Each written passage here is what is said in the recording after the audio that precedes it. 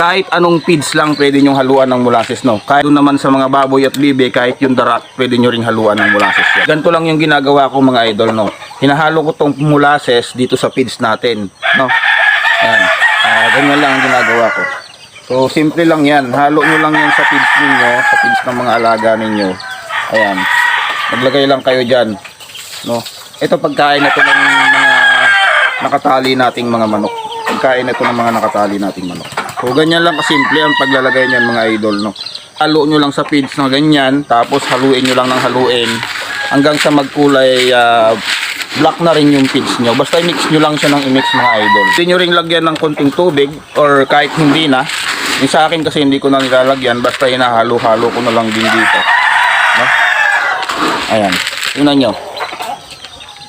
Nagkukulay itim na siya, no? Ayan.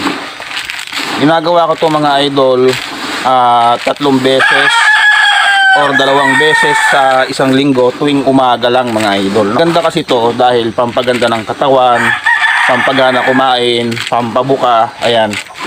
So 3 beses lang sa isang linggo, okay na, tuwing umaga. Tingnan nyo, ang ganda na ng kulay, oh. Ayan, ah. Ayan, ganda na ng kulay, di ba? 3 beses lang sa isang linggo, okay na yung mga lodi.